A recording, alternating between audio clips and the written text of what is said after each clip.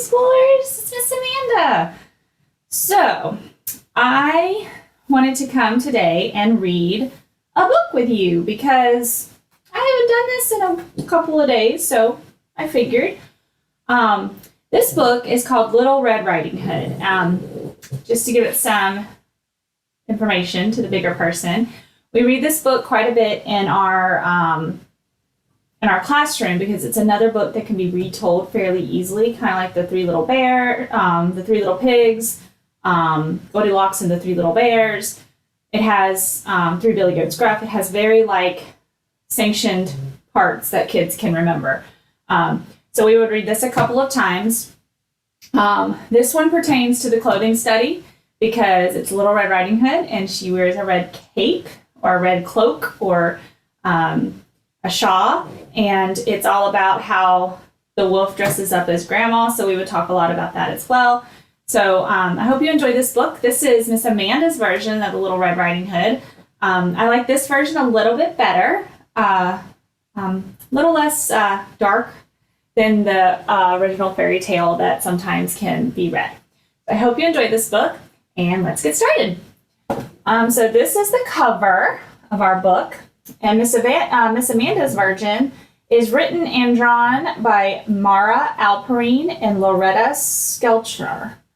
And it says, Little Red Riding Hood. So it starts with an L, an R, and an H.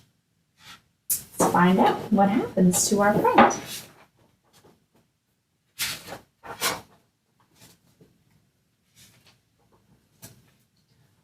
Once there was a little girl who loved to wear red. She had red shirts and red skirts, red shoes, and a fabulous bright red cloak. Her name was Little Red Riding Hood.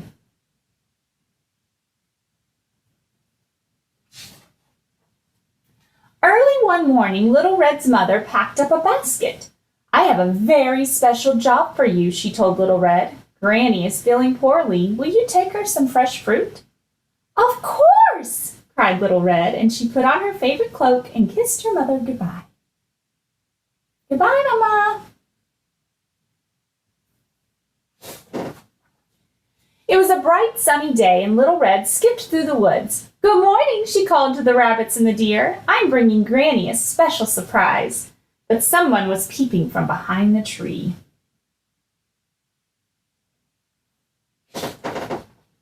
A big, hungry wolf.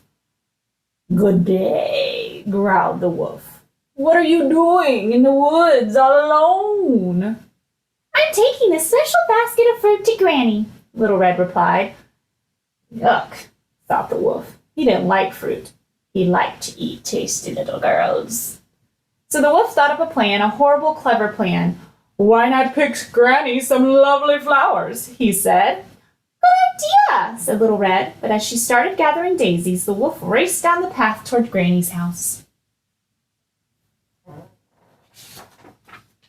The wolf knocked on Granny's door with a, Is that you, Little Red, my dear? Called Granny.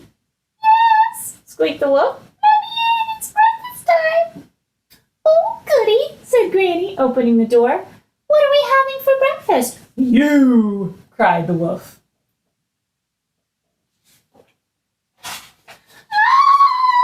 Yelled Granny.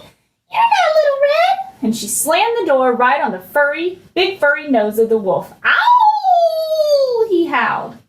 Quick as a flash, Granny ran out the back door and into the woods to find help. Looks like she's feeling scared. Horrid old Granny, the wolf growled, rubbing his nose. But now he had to put his terrible plan into action. So when Little Red came knocking on the door, it was a deep, scratchy voice that answered, Come in, my dear. Little Red walked into Granny's bedroom and stopped in surprise.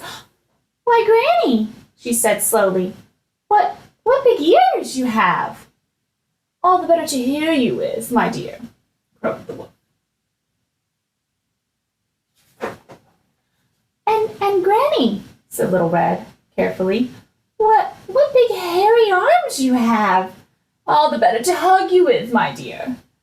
But Granny, what big teeth you have! All the better to eat you with, my dear, snarled the wolf, and he pounced at Little Red. Just at that moment, the door burst open. In rushed Granny with the woodcutter. Stop right there, said Granny. Put her down now, bellowed the woodcutter, or I'll chop you up and turn you into a birdhouse. With a terrified howl, the wolf jumped out the window and ran far, far away, never to return. Little Red hugged Granny tight. I'm so glad you chased that wolf away, she said, and she gave Granny the basket of fruit. What a day of excitement, laughed Granny. Now let's all have breakfast. The end. My book is really sweet. It's a fun book, and as you can tell, Little Red got away and the wolf got scared and he went away and never to return. So I hope you enjoy this book. Fairy tales are always a fun read to do in the classroom. See you later.